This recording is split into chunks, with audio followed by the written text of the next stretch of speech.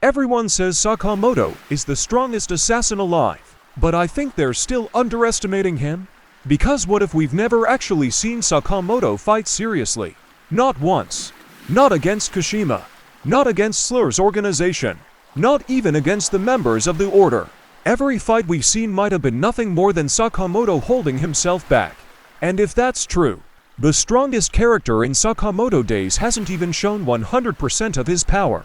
Let's break down why. The myth of Sakamoto. When the series begins, Sakamoto looks nothing like the legendary assassin everyone fears. He's overweight, runs a convenience store, takes care of his family, avoids killing whenever possible. To outsiders, he looks retired. But every character who actually knew the old Sakamoto reacts the exact same way. Fear, respect, disbelief. The important part isn't that they remember him. It's how they remember him. Nobody says he was one of the best. Nobody calls him very talented. They describe him almost like a natural disaster. A man who ended missions before anyone realized they had started. Someone who never failed. Someone who made impossible jobs look routine. That reputation didn't disappear just because he retired. If anything, it became a legend. Every fight has restrictions. Here's something fans rarely notice. Almost every single Sakamoto fight comes with built-in limitations. Sometimes he has to protect civilians. Sometimes he has to avoid destroying buildings. Sometimes his family is nearby. Sometimes he refuses to kill. Sometimes he's trying to capture someone alive. Sometimes he simply wants to finish the fight quickly without revealing too much. Those aren't small handicaps. They're enormous. Imagine telling the world's greatest assassin that he can't kill, can't cause collateral damage, can't scare civilians, and has to protect multiple people at once. Most fighters would become weaker. Sakamoto still wins. That's insane. He isn't fighting like an assassin. Think about the way Sakamoto fights. Does he use the fastest possible attacks? No. Does he go for instant kills? Almost never. Instead, he grabs random objects.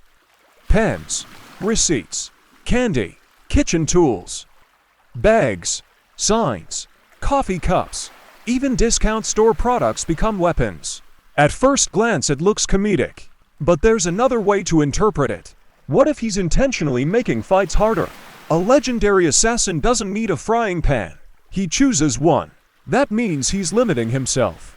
It's like watching the world's greatest swordsman defeat everyone using a wooden stick. The victory becomes even more impressive. The family promise. One promise changed everything. Sakamoto promised Aoi he would never kill again.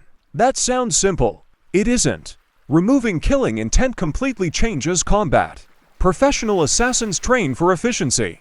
Every movement is designed to end a fight immediately. Take away lethal force. Now every strike has to be adjusted. Every angle changes. Every weapon changes. Every decision changes. Yet Sakamoto still defeats assassins whose only goal is murder. Imagine how terrifying he'd be if that promise disappeared. The Order knows something. Whenever members of the Order discuss Sakamoto, there's always hesitation. Not confidence. Not arrogance. Respect. These are monsters. People who defeat elite assassins effortlessly.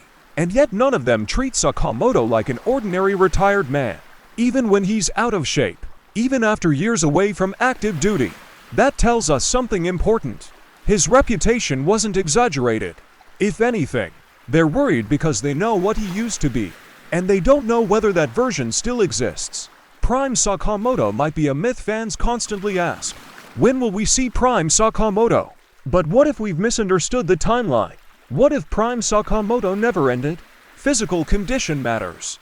But experience matters too. Retirement gave Sakamoto something assassins rarely gain. Patience, control, creativity, emotional stability. Old Sakamoto was efficient. Current Sakamoto is unpredictable. He isn't replacing strength with intelligence. He has both. His greatest weapon isn't strength. People focus on his speed. Others focus on his accuracy. Some talk about reflexes. I think they're all wrong. Sakamoto's greatest weapon is adaptation. Watch any fight carefully. He studies opponents almost immediately. He understands habits, weaknesses, patterns, distance, timing, Within moments, he turns the battlefield into his own advantage. That's why random objects become deadly. He isn't improvising. He's calculating. Everything is intentional. The psychological game, one of Sakamoto's strongest abilities, isn't physical at all. It's psychological. He makes opponents underestimate him. A smiling shop owner. An overweight father. Someone carrying groceries. Nobody expects that person to be the deadliest assassin alive. By the time enemies realize who they're facing, the fight is already over. That's not luck. That's strategy. Slur's biggest mistake: Slur keeps gathering stronger and stronger allies. But power alone may never be enough. Because Sakamoto doesn't defeat people by overpowering them. He dismantles them. He solves fights like puzzles. Every opponent becomes another equation.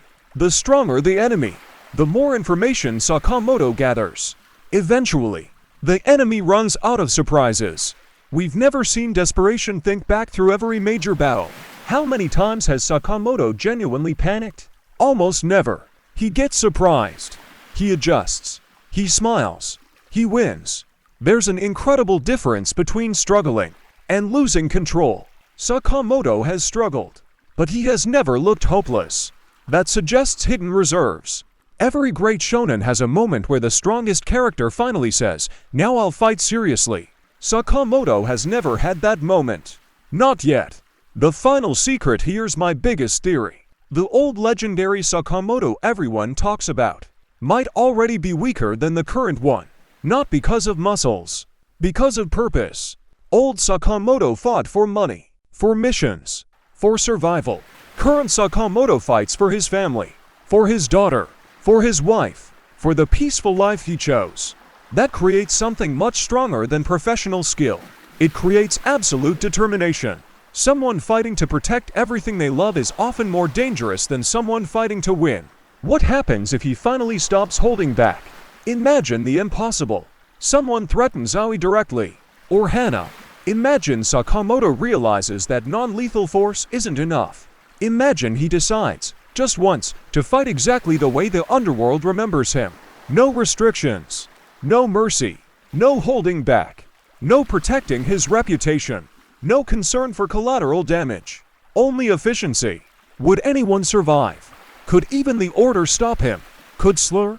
Or would everyone finally understand why the entire assassin world still whispers his name years after his retirement? Conclusion: I don't think we've seen Sakamoto's true power. We've seen fragments. Controlled strength. Restrained skill. Carefully measured violence. But never the complete version. That's why every fight feels almost effortless. He's solving problems while limiting himself. And if the story ever forces him to abandon every restriction, it might become the single most shocking fight in Sakamoto days. Because the strongest assassin in history may have never fought seriously. Subscribe right now and join our Telegram community. Get the latest anime news, new theories, leaks, and the hottest discussions before anyone else. Link in the description.